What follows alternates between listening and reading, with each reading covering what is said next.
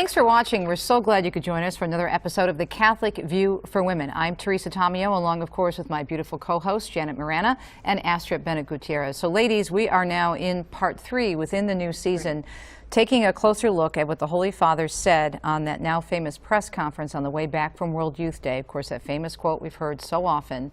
It's been misused, misapplied, misunderstood. Who am I to judge? Right. So in the first 2 episodes, we actually looked at this whole issue of homosexuality and what the Church teaches. Now, the Holy Father was actually asked about homosexuality in the clergy, but the media really just took what they wanted to hear and ran with it. And we know it, the Holy Father, when we look at the statement in context, is talking about the issue of not judging a person's soul that is left up to God. That's what he meant. He was talking about salvation. He was talking about mercy. The world took it to mean license to do anything you want with whomever. Well, and also, too, I think the world or the media took it to say, now we can show everyone that maybe the Church is going to change its teaching on marriage, you know, because the whole marriage debate, as we know, especially in the States, is going by state by state by state with trying to pass gay marriage. And I think what happened was they took that phrase and said, this is great propaganda for our cause, for getting same-sex marriage accepted.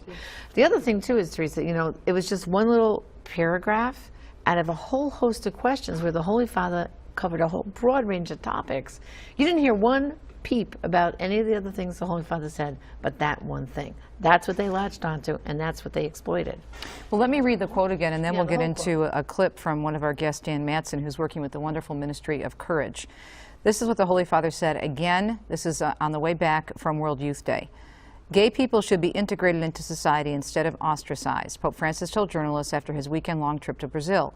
Answering a question about reports of homosexuality in the clergy, the Pope answered, if someone is gay and he searches for the Lord and has goodwill, who am I to judge? Now, he went on to say, in that same segment of the press conference, about the Catechism. Yes, that's right. And that part doesn't get included in the articles you read in the secular media because they have an agenda. They don't want to point people towards what the Church really teaches, and that it's perennial and that's not going to change. That's just a fact. They don't want to accept. They latch on to something they can just grab, make a soundbite, and then just completely spin to say things like this. We also heard it about the priestly celibacy, and I mean, they just take something that the Holy Father says in a conversation in these interviews and just completely distort it. So we have to remember, where are we getting our news, and are we being truly informed?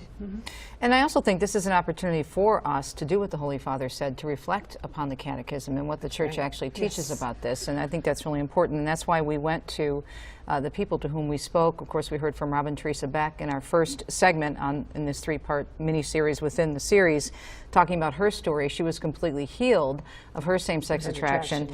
And in our last episode, we had the clip from Dan Matson, who we're going to hear from again in a minute, where he was has a homosexual inclination, but came back to the Church because he was miserable living that lifestyle. Exactly. And what he was saying was, it was in the Church where he found truth. He resonated with him, and he has chosen, he said, I still have to work at this. I feel I have that attraction, but I have chosen to live a celibate life, a life of chastity. Well, and that's what he's embracing. Let's see what he has to say, and it's also, I think, beautiful what he has to say about how do we treat our brothers and sisters who are dealing with this attraction. It's all about the love, of course, not condoning any type of activity, but understanding that they too are made in the image and likeness of God. He has a lot of beautiful things to say. Let's take a listen. One of the biggest questions I get as I go around the country is from parents. Some of them wondering about a son or daughter who might live a same-sex attraction, or someone whose son or daughter recently came out or something. They said, what should we do? And usually the first reaction is, with everything else, well, we need to fix this. You know, they want to solve the problem or whatever. And I tell them, the first thing to do is to listen, and then listen some more. Tell your child that you love him or her unconditionally. Listen some more, and then listen some more. And then learn from other people, learn what the Church says. The most important thing that child needs to hear is your unconditional love. And you can say, at the time, just briefly say, well, you know, we do think that the Church is right in this area, but I want to know what this has been like for you. Focus on, ask the child, say, what has your experience been like? I had no idea. Or if you had an idea, man, I had an idea, but I wondered, what has this been like for you? Listen and love them. And then educate yourself. There's the Courage Apostolate has as an organization for parents and Courage. And there's such wonderful people. Come to a Courage conference, get on the listserv. There's local groups all over the country, and there's more and more because this is a burgeoning need. You know, and there's a difference between accepting the person and making that clear. I love you unconditionally. We have to separate the person from the desire, from the behavior. And I feel that when the biggest thing is to not try to fix it or solve your child, but to listen and then get education about how to communicate the good news of the church. And depending on where the child is, perhaps it's the return to the church is not going to come through the parents. I know some dear friends who have, for 25 years been waiting for their son to come back to the church, and I view it as St. Monica and St. Augustine. But then the other aspect that is so important about this is to realize that when a son or daughter reveals this to a parent, this is allowed by God in the parent's life so that they can grow deeper in their own spiritual walk. That's one thing we find with the parents of Encourage, which is so beautiful, is they start coming to the Courage Conference thinking, well, we need to really worry about our kids' spiritual growth. But then they realize that God, in His wonderful plan, is weaving this and drawing them closer to Him. And the closer that the parents become, get to Christ. With any topic and any passionate thing that people have zeal for, there's always that fringe group that's pushing very hard. And I think that, I would say that the vast majority of my friends who are openly gay and things like that would not support that stifling of the free speech of the president of Mozilla.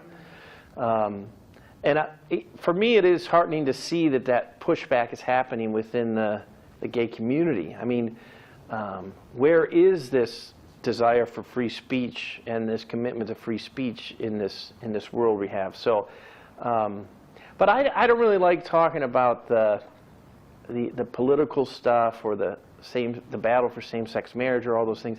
My passion and zeal is more for the individual person and their pastoral care.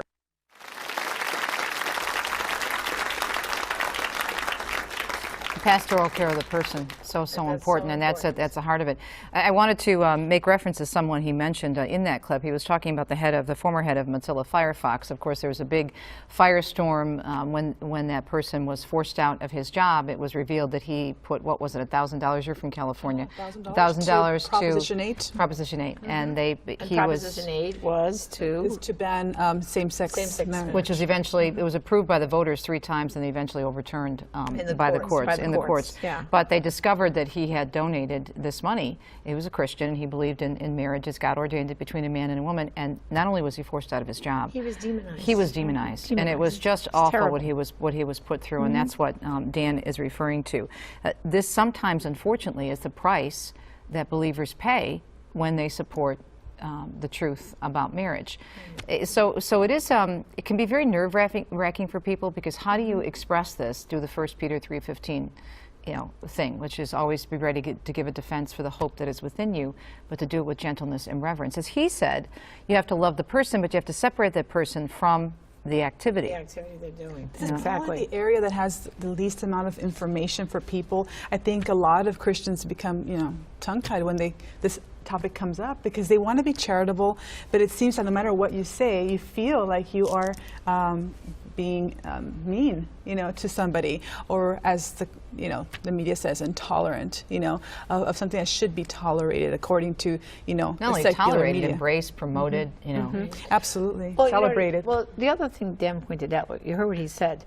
Courage Ministry and the people he's involved with, they don't get involved with all the political rhetoric. That's a small minority, really, of the population. But they have most of the audience, though. But they have the audience. Right. They have the big megaphone. And I think the other problem is why people don't want to speak out. It has to do the same like with abortion. Why don't people want to talk much about abortion? Because everyone knows someone who's had an abortion. Everyone has someone maybe in their family or a good friend, and they feel they're going to hurt them, or you don't understand their pain. Well, many of us have friends who are homosexuals that are in our family or very good close friends.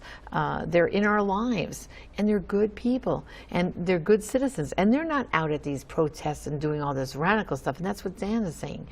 This has to be a kind and gentle conversation and about pastoral care and ministry to souls. And I think that's why people feel all tongue-tied, because when you want to talk about it, it's kind of like you're getting shut down, just like we get shut down when we want to talk about abortion. They know about it. Same reason. But Courage, this ministry that Dan is a part of, it's a beautiful ministry of the Church, and the Vatican, of course, supports it wholeheartedly. And it was founded, by Father Harvey. Yeah, in 1980. So it's been around for so long. Now there are chapters in Mexico, Latin America. Courage Latino was started in 2002, which is a big need also in the Hispanic community. That means that everything is translated into Spanish, and they have Spanish speakers who are giving testimonies. People like Dan and Robin from our other show now for the Hispanic community. And all over Latin America, and because it's so needed. But the beautiful thing about that ministry is it's a prayer and spirituality ministry. Basically, you go there to know your faith and grow spiritually.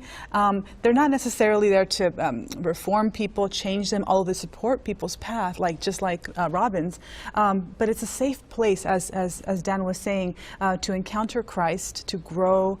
So we really encourage people, no matter who you are, or if you know somebody or you don't, go to Courage website, couragerc.net. Find out about what the Church teaches and this beautiful ministry of healing, because Dan does describe his condition of being someone with same-sex attraction as a wound, as something that he feels is like a disability. The Catechism does call it objectively disordered, and he's okay with that. He says that's what it is. But it's something that God allowed him. But he doesn't identify himself by that. It doesn't become his. Right. And that's what Courage says. We don't want people to just feel like they are somebody who is, as the media describes, gay. You're a gay person. No, he says, I have this same-sex attraction, but it does not inclination. define. It does not define me. That's really important. That's what's very important. Also, too, I like what he pointed out was for parents. Like you said, Courage website, but within the Courage website is Encourage, which is for the parents of children. And what did he say? If your child first comes out and says, I have a same-sex attraction, what do you do? What did he say? Listen to them, and listen to them some more, and then also pray for them, and be there as an openness. I think too often people they want to ostracize people, and say. Or on the opposite end, they feel that automatically they have to accept, embrace, and celebrate that lifestyle if they're in that lifestyle. Let's take a break. We have a lot more to talk about, and also, as Astrid and Janet have pointed out, a number of really good resources for you, including Courage and the Encourage Ministry. We'll be right back on the Catholic View for Women on EWTN. Stay tuned.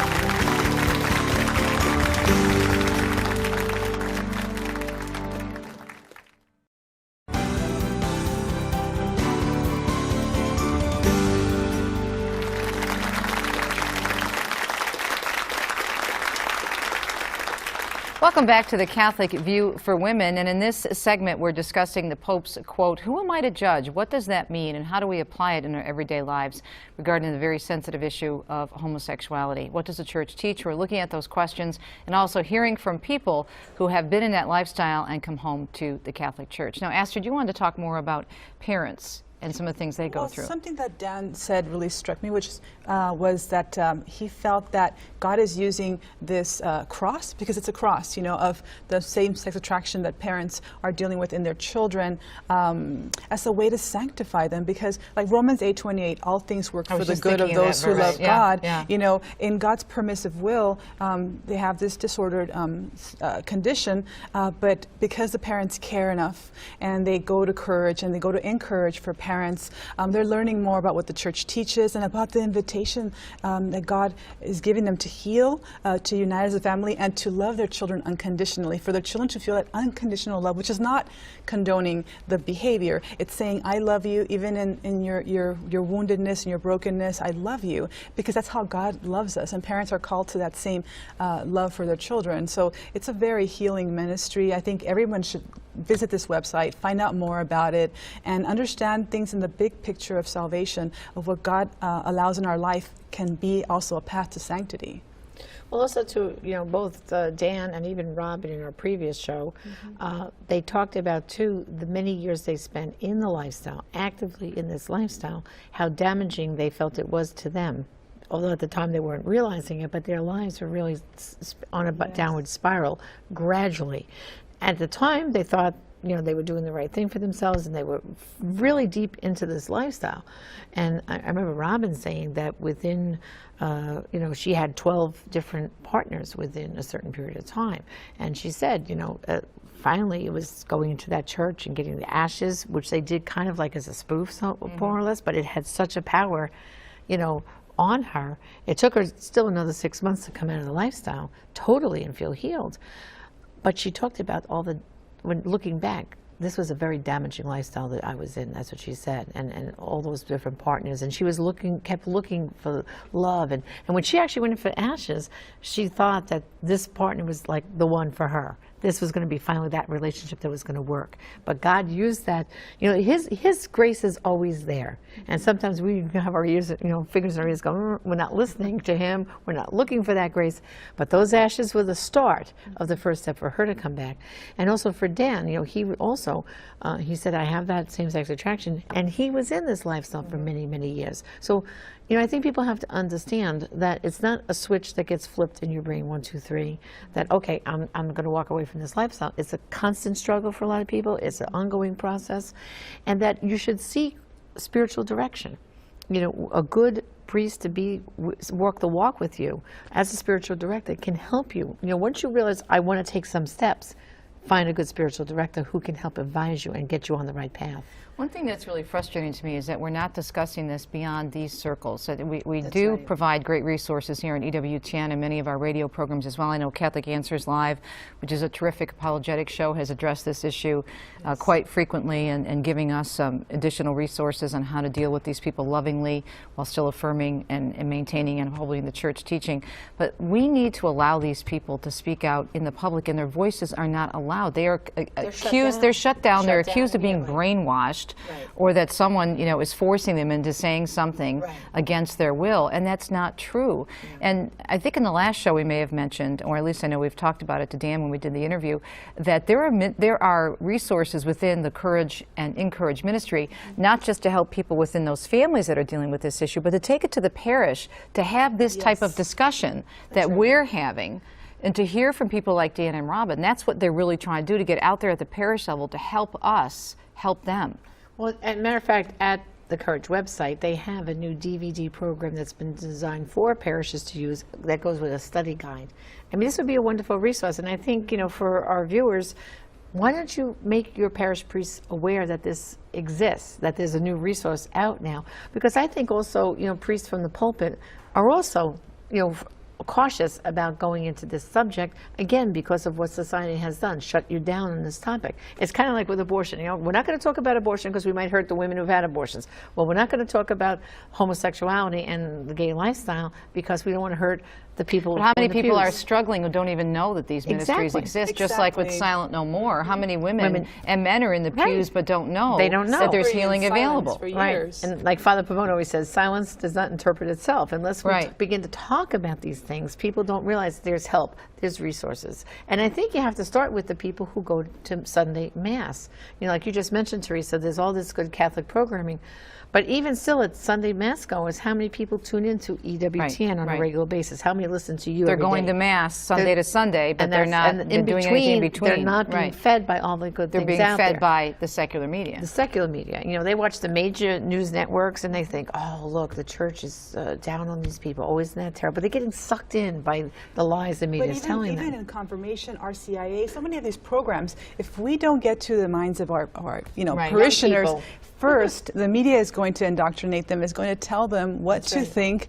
And I see this a lot of young people that I work with in the pro-life movement. I mean, if we don't teach them thoroughly about sexuality in terms of theology of the body, what the church teaches, the beauty of the vision of God's plan for sexuality, then the culture is going to, the current culture is going to indoctrinate It's interesting you them. should say that. Let me just tell you a little story that happened in my archdiocese back home in southeastern Michigan, where a friend of mine who's a pastor at a local parish did a beautiful homily regarding marriage, and was just talking about the church teaching and talking about the truth as God ordained it, and nothing offensive. He wasn't negative. He was just very uplifting and promoting marriage. Well, there was someone in church that day who actually worked with him at the parish and really went after him and said, "You're being intolerant. How can you do this? Blah, blah, blah." Now, this was somebody who worked in the church who went after a priest for speaking the truth. And I know this priest. He does a beautiful job and he actually works with Courage in the Archdiocese of Detroit, so he knows how to address this issue. And yet in his own parish, he was attacked. Now he dealt with it, and it didn't stop him from speaking out.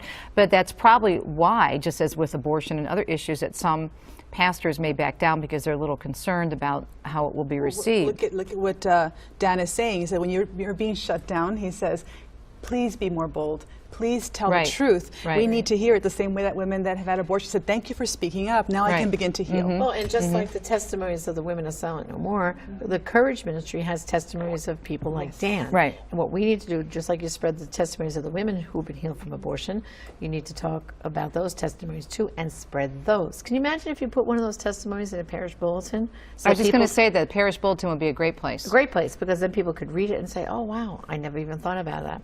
Well, I just want to point out, because it's going to be in our homework, we have to look at the Catechism, like the Holy Father said in that press conference. And of course, the reporters didn't want to hear it.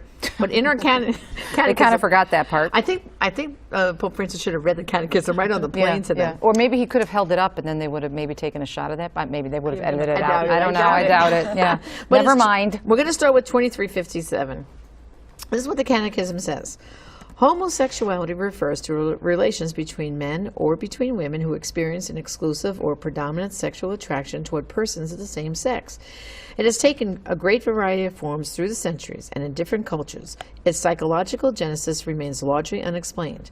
Basing itself on sacred scripture, which presents homosexual acts as acts of grave depravity, tradition has always declared that homosexual acts are intrinsically disordered. They are contrary to the natural law. They close the sexual act to the gift of life. They do not proceed from a genuine, affective, and sexual complementarity. Under no circumstances can they be approved. Clear. Absolutely clear. And then I think I have time for just one more, and everyone can read it more for homework.